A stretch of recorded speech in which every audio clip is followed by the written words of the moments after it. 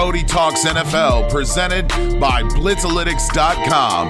And here's your host, Cody Manning. And welcome into the Monday edition of Cody Talks NFL. I hope you guys had a great weekend. We had some great matchups yesterday. As you can see, the whole problem with my problem with the schedule came about yesterday, where the first 10 games were great in the beginning part of the day. Last two games kind of were stinkers, kind of got close at the end on those, but really wish some of those great first games were in the second half of the day. And then, of course, I'm going to be happy because my Colts won last night, right? I'm going to go ahead and get going on today's show. Today's show will be slightly different. Normally in my news segment, I like to cover three big news topics, but the thing is, and which is a good thing in my mind, is news is relatively quiet right now on the NFL front. I'm sure the NFL loves that, right? Because outside the AB drama, it's been a relatively quiet scene on the negative front for the NFL. So I know they want to keep things that way, as long as they can keep their distance away from AB. I'm going to go ahead and dive into the one, though, biggest topic that came out this morning. It was much speculative that it would happen at some point this season.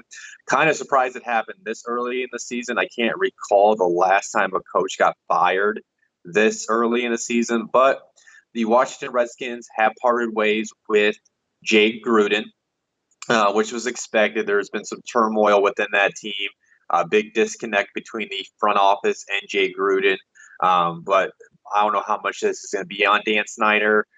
So Jay Gruden will finish with a 35-49-1 record with the Washington Redskins. His assistant head coach and offensive line coach, Bill Callahan, will take over as the interim head coach. If anybody needs a refresher on Bill Callahan, he was the head coach in Oakland in 2002 and 2003. He took over for his brother, John Gruden. He was the coach that led the Raiders to that Super Bowl where they end up getting beat down by the Bucs. As far as the Redskins for the rest of the season, I really don't know what this means. This seems in turmoil. Who knows if they're going to win a game this year just because they're already on their interim coach. A lot of problems are going on within that organization. A couple player quotes came out on Twitter this morning from Josina Anderson I found pretty interesting. One Redskins player to her on the coaching change, he goes, it was quoted, "It was time, too much laziness and stubbornness going around here. Folks not taking shit serious. Looking at Snapchat during practice. Come on now, you know who I'm talking about. Guys we're talking about. We'll see how it goes." Another Skins player checked in and told her, "Gruden is a good dude, but you can tell he saw the writing on the wall, though. Players like him, it's just that things got a little too laid back here, and sometimes that'll bite you in the butt. I've seen some things I've never seen on other teams." It's pretty ridiculous. It does show like maybe Jay Gruden did have control of this team. It shows that team as a whole, that organization as a whole, is kind of poorly ran. The whole comment about that player being on a Snapchat, I kind of wonder if that's – I'm not going to point it and say it's him. I kind of wonder if it's Dwayne Haskins, because if you guys have been paying attention to what's coming out of Washington lately, it sounds like Dwayne Haskins might not have the greatest work ethic in the world, which is why he's not playing as of right now. Who knows what they'll do with the quarterback situation? Who knows if Dan Snyder will force Bill Callahan to play Dwayne Haskins? It almost seems like a lost cause now to even get Dwayne Haskins on the field this year. They should just try to develop him as a quarterback, because everybody should know that there's going to be a new coach coming in. There's going to be a new offensive scheme that he's going to have to learn. So at this point, it just might as well be, let's develop him as a quarterback, maybe at some point get him some playing experience, but kind of keep that to some relatively easy play calls when he's on there. Other than that, I think this is more of a sign of the lack of, I don't know what the word I'm trying to go for, but this is all on Dan Snyder. I mean, Jay Gruden is just on the long list of coaches that have not worked underneath him. The Redskins, I can't even recall the last time they had a winning record and went to the play. I guess it was like under Mike Shanahan with RG3, I guess, not too long ago. But that was kind of because he lucked into that. But other than that, the Redskins are just as I view it, kind of more of a trash organization. because of Dan Snyder, the way he runs things, if people want to know why some teams are consistently bad, no matter who they hire, no matter who they draft, it all starts at the top because of how they run things. He's just in it for the money, it seems like. Until he can correct that public image of himself, I will always view that the Redskins are always going to be bad just because of the guy that's on top, no matter who he brings in. So I'm going to go ahead and dive now and move on. We'll go ahead and look into tonight's Monday night matchup between the Browns and the 49ers. Cleveland is traveling out to San Francisco. No news came out over the weekend on either team. As far as injuries heading into the night, Browns still a little banged up. Their starting cornerbacks, Denzel Ward and Greedy Williams, are questionable with their hamstring injuries. Morgan Burnett's questionable with the quadricep injury. With Rashard Higgins is questionable with the knee injury. Chris Hubbard's questionable with a foot injury. And Sheldrick Redwine is questionable with a hamstring injury. As far as the San Francisco front, Joe Staley's still out with his fibula injury. Ahkello Witherspoon's going to be out still with his foot injury. Dee Ford's questionable with a quadricep injury, and Tevin Coleman is questionable with his ankle injury. As far as how I feel this game's going to go, I think this is going to be one of those games where the teams will go back and forth. Both teams are kind of somewhat banged up on both sides of the ball. So I think this will be a telling game of the 49ers and who they are. They are 3-0. Like I was saying last week, I have some questions surrounding them and seeing if they are truly a good team in this league. If they can come out and handle their business at home against Cleveland, that would say a lot to me. I'm looking for a big game out of Jimmy Garoppolo. As far as the Browns, I'm sure they're going to want to use their defensive front to get after Jimmy, try to force him into interceptions, questionable decisions. Baker Mayfield needs to deliver. That defensive front for the 49ers is great, so I think Nick Chubb might have a tough time running the ball. So they're going to need guys like Odell and Jarvis Landry to have a big night. But the 49ers secondary is not that great right now, and it's banged up too. They're missing Ahkello Witherspoon. They placed Jason Verrett on the IR last week. So I think that this is a game where the Baker Mayfield's going to find the right holes at the right time. They're going to get big chunk plays out of OBJ throughout the night. I think it will be a close game. I think the Browns do find a way to win. I think it's going to be like a 24-21 type win for the Browns. I can see the Niners winning in a close bout, but something tells me the Browns will find a way to win in this one. I expect a big night out of Baker in their passing game. I think Myles Garrett has a chance to have a big night and be an impact player because of the Joe Staley's injury and him being out.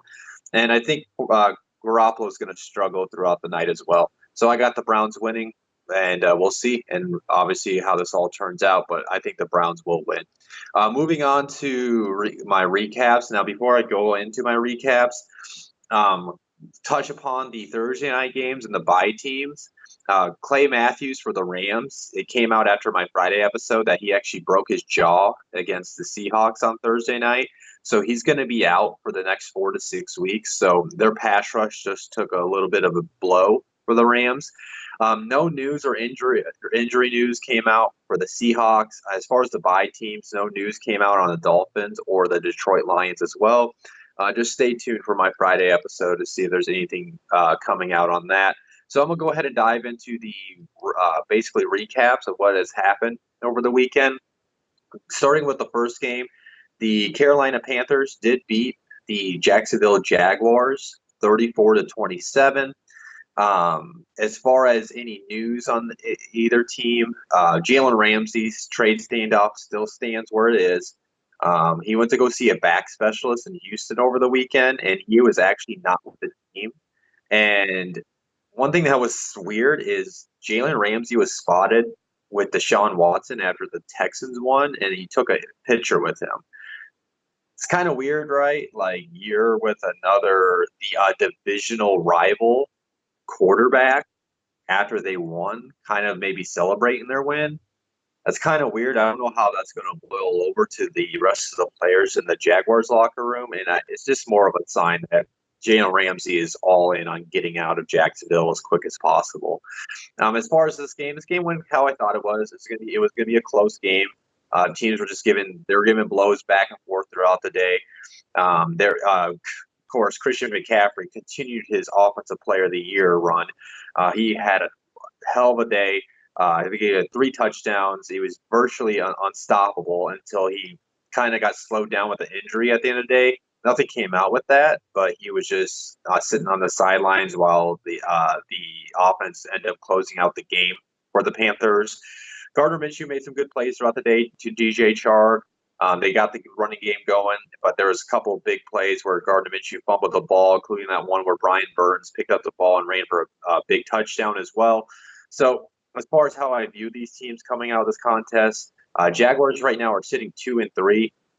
Underneath Gardner Minshew, it seems like they're going to be a team that will always compete, but I think they just have the lack of explosive playmaking ability on the offense to eventually like keep up with some teams, especially if they get off to a big lead like the Panthers did. And then as far as the Panthers sitting at a 3-2 record, they're undefeated right now with Kyle Allen. Kyle Allen is actually the first undrafted quarterback to have a start his first 4 games 4-0 since Kurt Warner.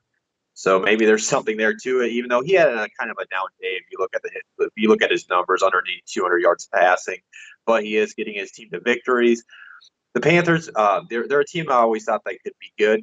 I'm not fully buying into them winning this out, maybe getting in a wild card, maybe finding a way to win the NFC South. We're going to have to still see how this team will be when Cam Newton, if and when he comes back fully healthy. It's pretty understanding when Cam comes back. It is his team, even though Kyle Allen is winning right now. They got a big matchup though coming against the Bucs, so we'll see where they are. If they can manage to beat the Bucs and go to 4-2, maybe we can start taking them serious. But the Panthers obviously won't be an easy out for teams, just like the Jaguars. They're not going to be easy out either, but these teams are going to be right in the middle of the pack. That's how I kind of view them as of right now. Moving on, Washington and the New England Patriots went how we all expected it, including Gruden getting fired. But Patriots handled their business 33-7. I mean, at one point they were actually down. They let up a pretty impressive play by Steven Sims. They go for like a 68-yard touchdown. Other than that, it was a Patriots dominant effort all afternoon. As far as any news or injuries, Philip Dorsett did leave with a hamstring injury with the Patriots. Nothing on the Redskins front outside that news of Jay Gruden getting fired, which we already talked about. I mean, the Patriots did what they were supposed to do. Nothing really I need to touch upon on that. They're going to 5-0.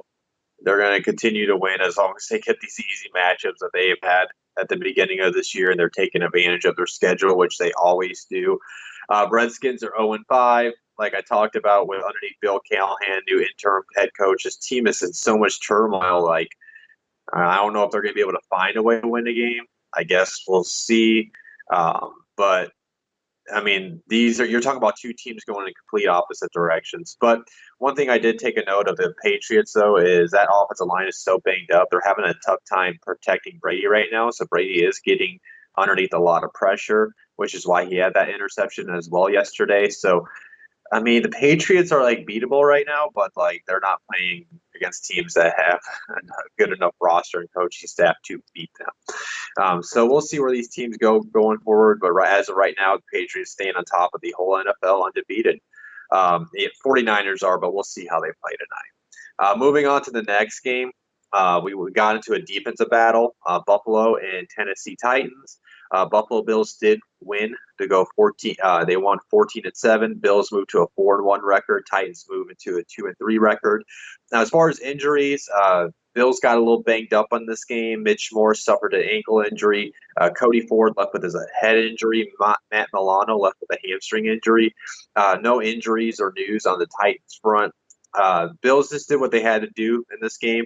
It was a very close matchup. They got the go-ahead lead, and then they just held on. I mean, there was nothing pretty about this win for the Bills. Nothing like to take too much out of this game for either team. Now the Bills are sitting at a 4-1 record, sitting on top of the wild card position. They have their bye week this week, so they have a chance to get healthy, get ready for that second half, the second part of their season. I like where the Bills are heading, though. They got obviously one of the best defenses in the league. If they can get some things figured out on that offense, now the biggest thing now is Mitch Morse and Cody Ford. They're two offensive linemen.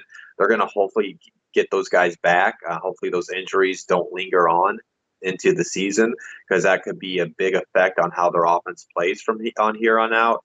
So there's going to be a team that's always going to have the defense. The defense is always going to give them a chance to win, and as long as that offense can do just enough to get them to get to the lead, this team will always have a chance to win, and I still like their chances of making it as a wild card team. As far as the Titans, they're sitting there at 2-3. Titans are going to Titans, right? 1 week they're going to look great. 1 week they're going to look subpar. 1 week they're going to look terrible. So this is their subpar effort this week. They didn't do anything too bad. They also didn't do anything too great. There's going to be a team that's got the defense to win, but unless the offense has a day, they're just going to struggle to find ways to win. They are a team that really doesn't excite me, but they're sitting there at 2-3, and it wouldn't surprise me if they finish with like an 8-8, 7-9 type record, just because they still have the talent to win, but they just don't have enough firepower or juice on that offense at a consistent effort to win throughout the season. So I'm going to go ahead and move on to my next game. Baltimore and the Steelers. They got into a classic AFC North type of battle. Both teams were delivering literally blows to each other throughout the game. As far as injuries, Tony Jefferson, he tore his ACL, and he's done for the season. That's a brutal blow for the Ravens secondary.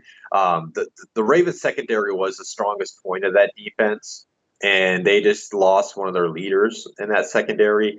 That's going to hurt them throughout the season because their defensive front is not that great. And if they're going to hold on and go for a playoff push this year, they're going to need that secondary. So whoever fills in for Tony Jefferson's got some big shoes to fill.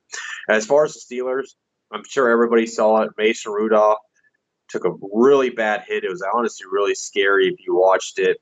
Mason Rudolph, but he was able to get cleared. He's actually was able to go home. He's in concussion protocol right now. I'm not sure, as I've talked on past episodes about concussions are hard to read. We can't really gauge if they're going to return within the week. I mean, look at Josh Allen. He was able to return this week, right? But then you look at somebody like Darius Leonard for the Colts, who's been out for 3 weeks, and all the signs pointed he was going to play this past week, but never got a clear protocol. So I'm not going to gauge on that. I already forgot the kid's name, but undrafted rookie quarterback, I know it's Devlin something. That's my apologies. That kid did. Devlin Hodges. Thank you, Rob, who you guys can't hear. Just saved the day for me. Devlin Hodges. I honestly thought after the Mason Rudolph injury, like the Ravens would have a chance to kind of walk away with the victory, but Devlin Hodges did do a nice job of keeping that team in there. They did go to overtime, but the Ravens found a way to win. As far as how I stand on these teams right now, Ravens are sitting at a 4-2 record.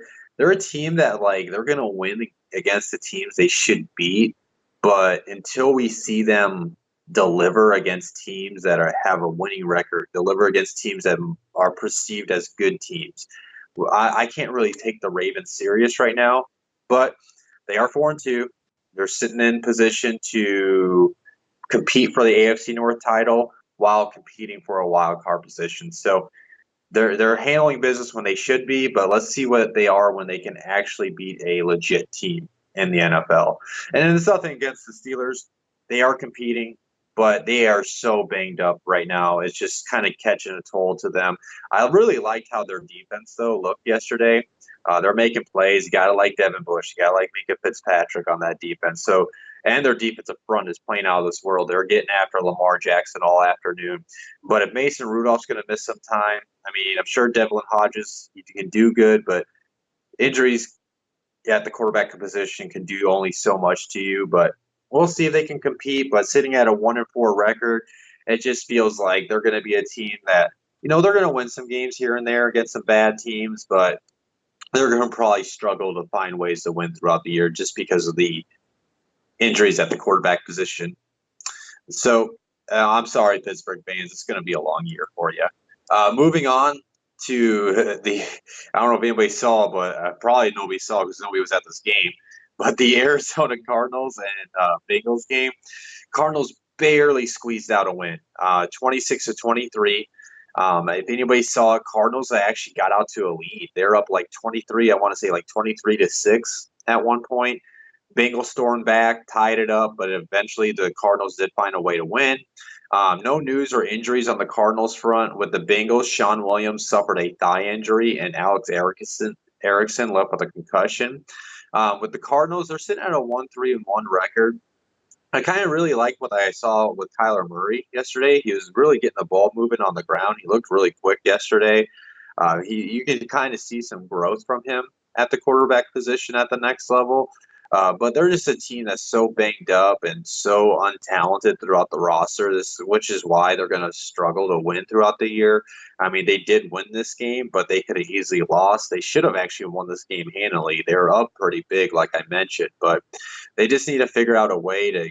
Because here's the thing with this team.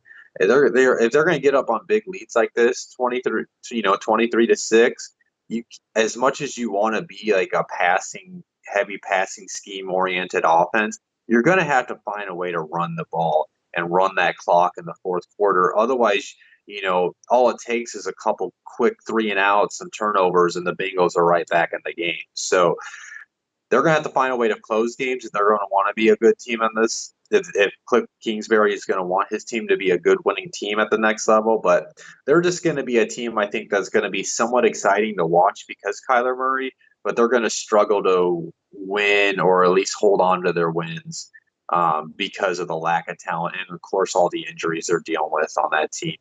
As with the Bengals, they went to 0-5. I mean, the Bengals are just going to be bad this year. They're going to be a team like the Cardinals. They're going to be teams that can compete to win against bad teams, but they're probably going to lose most of the games throughout this year. I'm on board where, I mean, Andy Dalton has no dead money left on his contract.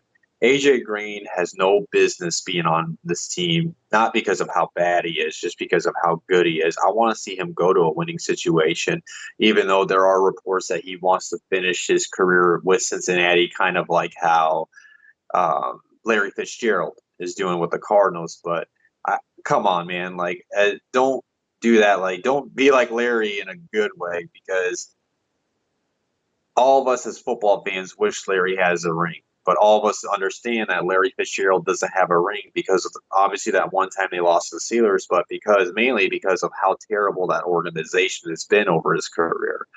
I just want you to see you get out, go to a winning situation. I would like to see them kind of like, okay, go ahead. I mean, here's the thing. I'm not sure if the NFL is ever going to fight it back against this tank for Tua type of stuff. But if there's a season you can, tank for Tua and be allowed to get away with it, it's going to be this year. So it kind of feels like the Bengals should just go all in. See if they could trade Andy Dalton somewhere. See if they can get AJ Green somewhere. Shoot. See if you can get Geno Atkins somewhere and just get some bunch of draft capital. Blow this whole thing up. Tell Zach Taylor, we'll give you some time and you just try to develop with the guys you got now. But other than that, it seems like it's a lost cause for the Bengals. Moving on to the next game, the Houston Texans beat down the Atlanta Falcons. No news or injury on this game. Rob wants me to shout out to him that he called Will Fuller's big game on the Blitz breakdown. So make sure you guys tune into that on the Blitzalytics podcast network. I'm sure Rob will talk about that on their first episode this week. And I'll go ahead and let you know, Rob, that I was already planning on letting you have him for the studs and duds section of the fantasy football hot seat. So he's all yours when we talk about wide receivers on Wednesday's episode. But yeah, Will Fuller went off. He had over 11 catches, over 200 yards, and 3 touchdowns. The Falcons just couldn't stop him. The Falcons right now are just a bleeding, gaping hole in their leg, and they can't stop it. They can't stop themselves. The Texans did what they had to do. I mean, they gave the Texans pass defense so suspect, though. They gave the Falcons a chance to get him back into this game, and then they kind of just shit themselves at the end of this game and let the Texans go away. The score says 53-32, but that game had a lot of chance to be a lot closer than what the score says it was. As far as what I'm taking from this game, Falcons sitting at a 1-4 record. Unless I start seeing some type of turnaround, I think the Falcons season's pretty much done. I think it's just going to be a matter of time before Dan Quinn gets fired at some point of the season, because he has so much responsibility over the defense. I don't think they're gonna like have a Jay Gruden situation where he gets fired anytime soon. If he does get fired in season, I think it'll be more time like around the late November, December time of the year. Other than that, I think he'll probably see this whole thing out, and then they'll let him go at the end of the season. But yeah, I mean, I think that the Falcons are going to be a team that when they go against a team that has a bad pass defense, they're going to have an opportunity to, score some points. But that defense is so bad right now, they can't stop anything. They're going to struggle throughout the year. As far as the Texans, they won the game they were supposed to win, right? They were supposed to beat the Falcons. So I'll give them that. I got to see them perform again before I kind of gauge where they're at. Because like I kind of said on last week's Monday episode, under Bill O'Brien, they kind of seem a team that's going to be good one week, bad the next week, good one week, bad the next week. So let's see how they perform next week. They're currently sitting at a 3-2 record, tied with the AFC South lead. So they have to kind of get on a roll to get control of the AFC South. I'm not fully jumping in. They need to get DeAndre Hopkins involved. But hey, they did what they were supposed to win. So the Texans did walk away with a win. Moving on to the next game, Tampa Bay did travel to New Orleans to face the Saints. Saints did what they had to do. They won 31-24. Score was actually a lot closer than what it was throughout the day, mainly because of a late Chris Godwin touchdown. No news or injuries for the Bucs. As far as the Saints, Traquan Smith re-aggravated his ankle injury, and he ended up leaving the game. This was a game that actually I kind of had to eat my own words. Teddy Bridgewater balled out. He had over like 300 yards and 3 touchdowns. Michael Thomas was just literally eating apart the Bucs secondary. They couldn't get any type of pressure on Teddy Bridgewater. Shaquille Barrett was pretty much shut down the whole afternoon. And obviously, if they couldn't get no pressure on Teddy, he was having more time to just complete easy balls. And then the Bucs offense just couldn't get anything going. And this wasn't even like Jameis Winston's fault. He had a couple questionable throws, but they just couldn't get the passing game going. Mike Evans only received 3 targets, 0 catches, which killed my fantasy teams. But the passing game couldn't go into Mike Evans. O.J. Howard is on the milk carton. He's been missing all season. I know Bruce Arians doesn't typically use tight ends in his offense, but it feels like that offense needs to get O.J. Howard involved to open things up for everybody. And unless they do that, they seem like they're going to be destined to be like an 8-8, 7-9 team that will compete against teams, win against some good teams like we saw against the Rams, but then they're going to like fall on their – it seems like they kind of fell flat on their faces to begin this game against the Saints. It seems like because the Saints kind of came out slow on this. I watched this closely as the Bucs beat writer. The Saints kind of came out slow and kind of gave the Bucs an opportunity where their offense would have came out firing, throwing some punches. They could have went out early on the Saints, and they just never did. And then the Saints kind of figured things out, started getting touchdowns after touchdowns. They ended up going up big, 31-17 at one point. So Saints to me, I typed it in wrong on my script, I just realized, but Saints are sitting at a 4-1 record. They got to like where they're at. I mean, you got to argue that they're probably – I know I was feeling hot after the Seahawks win after Thursday night, but, I mean, the Saints beat the Seahawks. So, to me, after sitting back and having some time away from that Thursday night game, Saints are the team to beat in the NFC. I mean, Sean Payton's doing what he's got to do to win. He got some winnable games. I don't know if anybody saw it, but there's a video that came out of Drew Brees throwing the ball. And if this team's playing like this team underneath Teddy Bridgewater, just imagine what they can do with a healthy Drew Brees. So you got to like what the Saints are doing going forward. As far as the Bucs, like I said, there's going to be a team I think that will compete with everybody.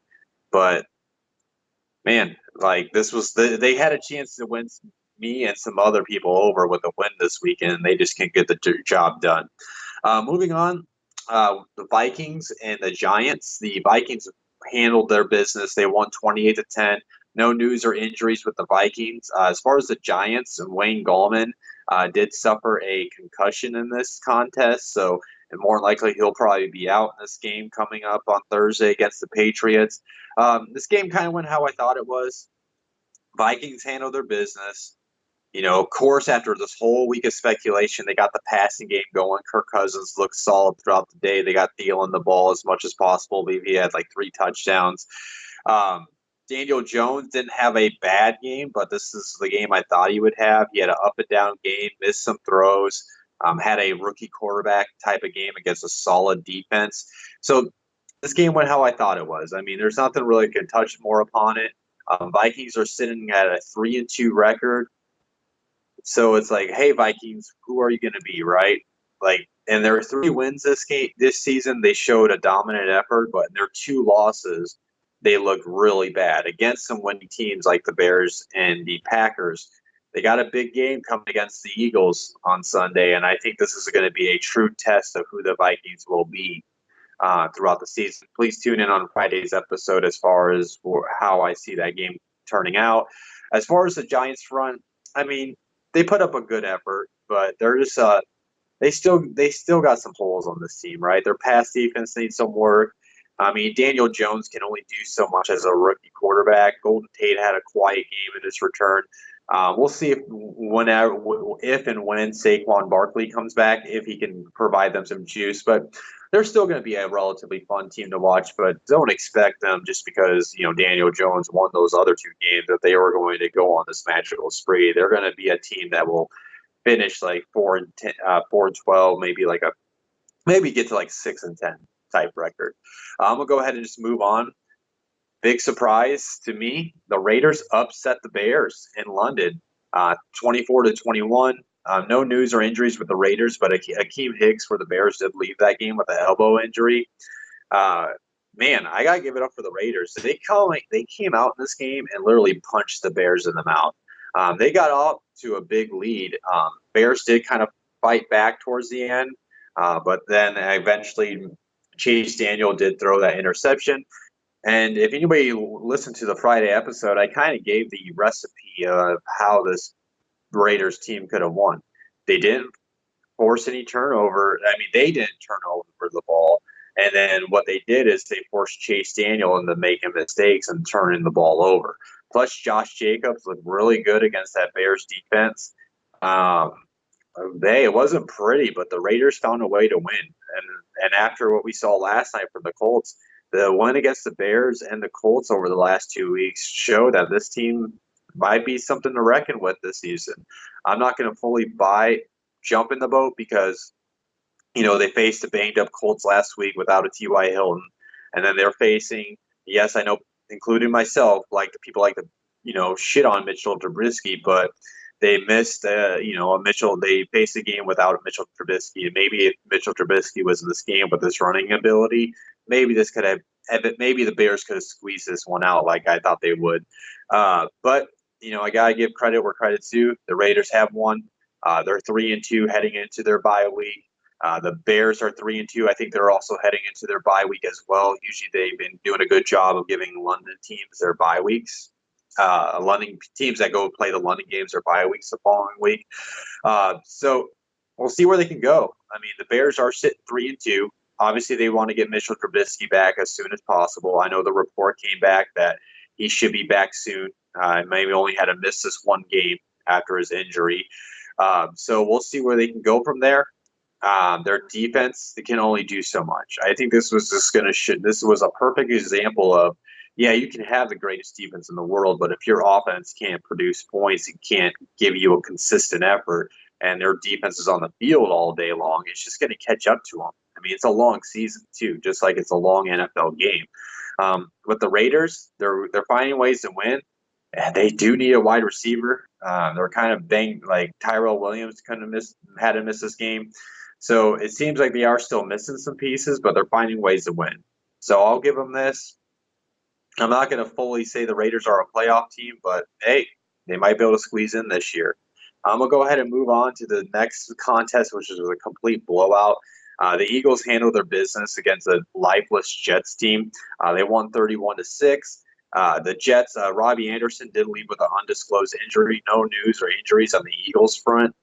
Eagles handled their business. I mean, it wasn't like the most outstanding win, but their defense had 10 sacks and 2 turnovers returned for a touchdown. Their defense completely did what they were supposed to do against a Sam Darnold-less Jets offense. As far as like where I think this is going to go for either team, Eagles are sitting 3-2. They gotta love sitting at the 3-2 record, especially with the Cowboys falling to the Packers yesterday. They have a chance to climb on top of the NFC East, but they do have a big matchup against the Vikings. Jets fall to an 0-4 record. I mean, until they get Sam Darnold back, they're going to struggle to win games this year. They just got to hope that Sam Darnold can come back healthy at one point. They can get C.J. Mosley back healthy, and then they can just find a way to finish this season strong. Other than that, playoffs are out of the question for this team, and they just got to find a way they can at least perform at the end of the season looking good, and maybe they can win a game or two here and there. Other than that, Eagles got to like that they were able to climb back and get to themselves to a 3-2 record. Moving on to the 2 afternoon games, the Broncos and Chargers. I'm going to start there. Broncos upset the Chargers 20-14. No news or injuries. Surprisingly, no injuries for the Chargers coming out of this one. Broncos, Devontae Bosby, he ended up leaving with a neck injury, and Justin Hollins left with a knee injury. As far as the front on those, how I feel on these teams, Broncos go to a 1-4 record. They're a team that I think took advantage of facing the Chargers at a right time with how many injuries they had. They got out to a big lead. Now, they did almost let that lead slip away, but Philip Rivers just had an off day for the Chargers. Broncos, they're a team. I mean, when you think about it, they had an opportunity to beat the Bears. They had an opportunity to beat the Jaguars. So they're a couple wins away from being a 2-2 record. So they're a team that has a 1-4 record, but their record is worse than what I think they are as far as a roster. Viewing their roster.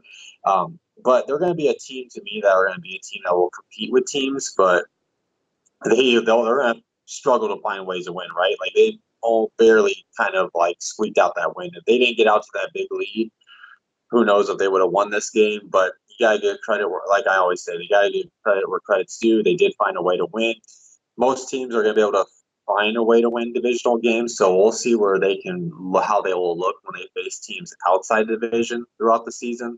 But they're going to be a team that I think has the talent to be within games, be within a chance to win games. So we'll see if they have a chance to do that throughout the season. But they're going to be a team, I think, that ends up finishing with like a 5-11, 6-10 type record. As far as the Chargers, they fall 2-3. This is a team that has the coaching staff and the talent when they're healthy to win games, but until they're fully healthy and until they can prove that they can actually win on a consistent basis, I cannot trust the Chargers right now. I don't even want to say they can turn things around. Like they seem like they're destined to be like an 8-8, 7-9, maybe a 9-7, squeezing the wild card type team, maybe 10-6 if they go in a row. But this is going to be determined on them getting healthy, which if you look at that injury report before this game, they're all types of banged up. So they got to hope they can just get some guys back as they go throughout the season, maybe go on a roll. But Chargers, for me, are a team I just simply won't trust until they get everybody back. Moving on, the Packers literally walked in. I mean, the scores, they only won by 10, 34-24, but they basically dominated the Cowboys. They just were picking apart Dak Prescott all afternoon. The offense just got Aaron Jones running. Aaron Rodgers didn't get a touchdown, but he was kind of picking up the Cowboys defense with some throws here and there throughout the day. Packers moved to a 4-1 record, sitting on top of the NFC North. NFC North is a strong division right now too. They don't have a team with a losing record. Every team right now is above 500. So every win is crucial for an NFC North team. So Packers found a way to win. Cowboys might be reeling right now. Yes, their record's 3-2, but those 3 wins came against some pretty bad teams at the time, and those 2 losses are coming against some pretty good teams. So Cowboys are probably worried right now where they are. They didn't leave with any injuries. No news on that team. I did forget to touch upon this. Corey Lindsey, the center for the Packers, did leave with a concussion injury. As far as how I feel with these teams heading forward, Packers sitting at a 4-1 record.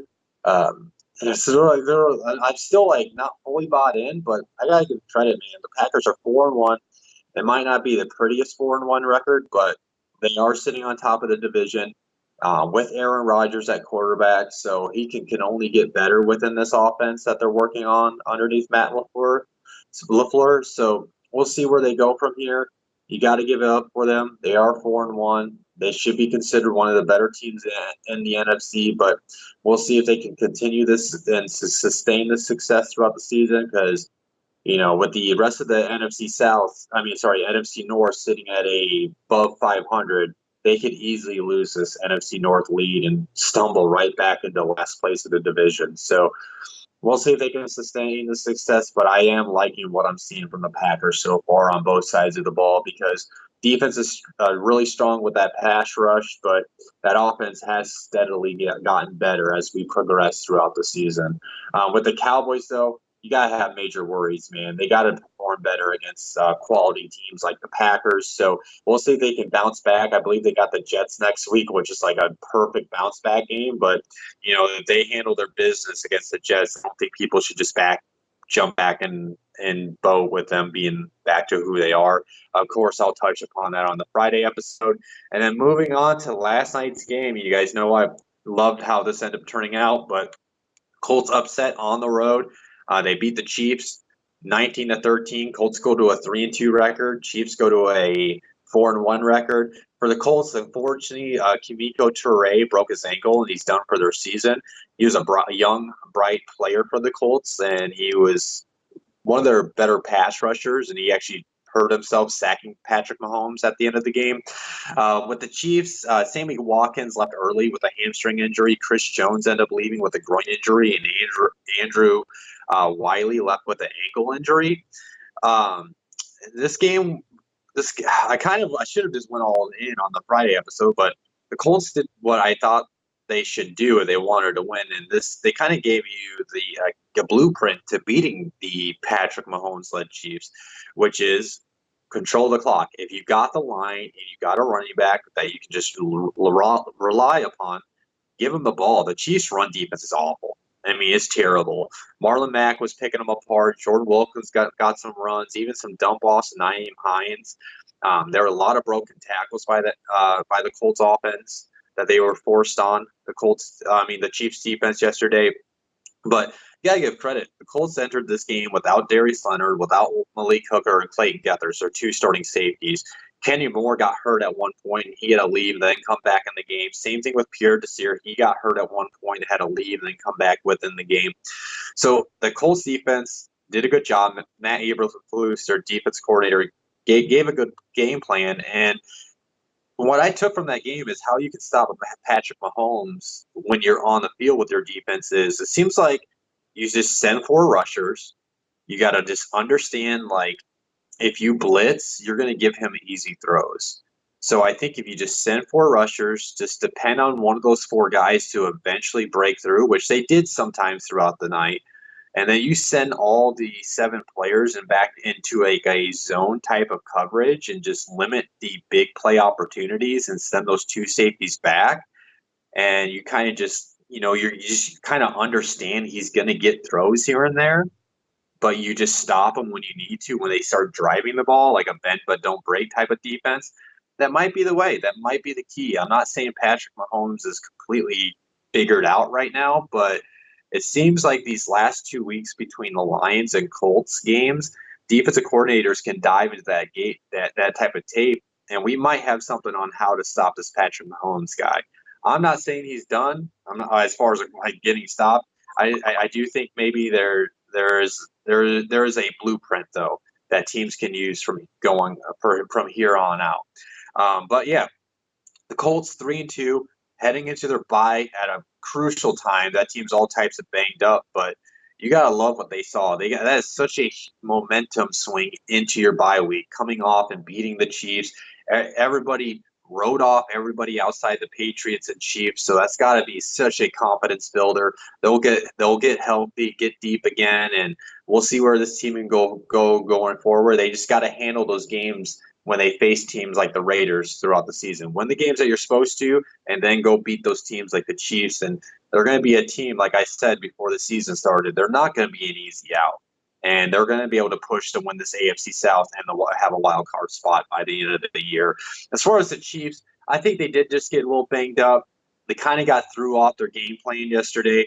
Patrick Mahomes, he did hurt his ankle, so he wasn't able to really push the ball down the field like he normally does too. That, of course, did help out the Colts defense. I mean, I think the Chiefs are set to bounce back. And the thing is, guys, this is the NFL. Any team can win on any given Sunday, and the Chiefs just lost yesterday, and they could easily bounce back. I mean, they're outside maybe the Patriots because of their schedule. It's difficult to go undefeated in the NFL. So, like, the Chiefs are bound to drop some games. So it's no surprise that they dropped the game to a team that can run the ball and a team that has a pretty good defense, regardless with the injuries underneath Matt Eberflus. And then moving on, I'll go ahead and give my prediction as far as this Thursday night game. The Thursday night game is the New York Giants that are traveling to the Patriots. I mean, guys, barring Saquon Barkley returning for this game and having a career type of night, and that defense having a Colts type of performance, again, like how the Colts performed last night, this should be an easy win for the Patriots. You're going against a rookie quarterback in Foxborough. The Giants are more than likely going to miss Saquon, I feel like. And you're talking about Wayne Gallman will probably miss because of the concussion. So barring a perfect performance by Daniel Jones on that offense and a perfect performance by that defense getting after Brady and maybe the Patriots falling flat on their faces, this should be an easy win for the Patriots. I hope it's a good game based on the last 2 weeks of Thursday Night Football, but I think the Patriots end up winning pretty handily, probably by 7 points, probably by a touchdown or two. And then, of course, guys, moving on to my producer question. I'm never prepped for this. He always surprises me. Rob asked me, did you learn anything about any team in particular this past week? Like who's a contender, a pretender, or a coach that should be fired? All right, so a contender. I'm going to go ahead and say it. The Colts. I know I'm probably being biased there, but if you beat the Chiefs in Arrowhead the way you did without Darius Leonard, without Malik Hookers and Clayton Gethers, without some crucial guys on that defense, you gotta accept that when they get those three guys back, that defense is even going to be better. So I gotta take them as a contender leaving this week. Now, as far as a pretender, I was thinking off the top of my head, I don't want to call the Bears a pretender because they're missing their quarterback, even though they lost to the Raiders. I'm going to go ahead and say the Ravens. Because, the Ravens won, but they barely won. Like, they could have lost. They could have easily, at any point of that game, whether it's overtime or in the fourth quarter, they could have lost that game. And I really don't know if I trust the Ravens as a playoff team right now. And then a coach that should be fired, I kind of already touched upon it. I don't think it will happen anytime soon, but Dan Quinn. I think Dan Quinn's highest on the list of the next coach that will get fired. Just thinking across the board of teams that are bad that could, I don't think the Bengals will fire Zach Taylor in year one. I don't think that will happen. Who knows? But I mean, I'm gonna have to say Dan Quinn on that. Other than that, guys, I want to thank you guys for tuning in to the Monday edition of Cody Talks NFL. I always love doing these episodes. If anybody has any suggestions, if anybody has any comments, please hit me up at Cody Talks NFL. Put a comment on this YouTube video. Put a comment on our podcast network, because, of course, the audio video version will eventually go up as well. So please do check out the Blitzalytics podcast network. We have tons of great shows on there, including, what the Fantasy Football Hot Seat, where me and Rob talk about everything fantasy football that comes out every Wednesday. So please tune in for that. We also got the Blitz Breakdown, the Pick Six, and then also, too, guys, please go donate to our Fantasy Football Charity League. The All Heart Charity League is go.rallyup.com/allheart. There's 10 different charities, 10 different teams for 10 different causes. So please go give, guys, if you guys can do that for us. Other than that, again, thank you for tuning in. Please like, subscribe on all platforms, and Blitz out.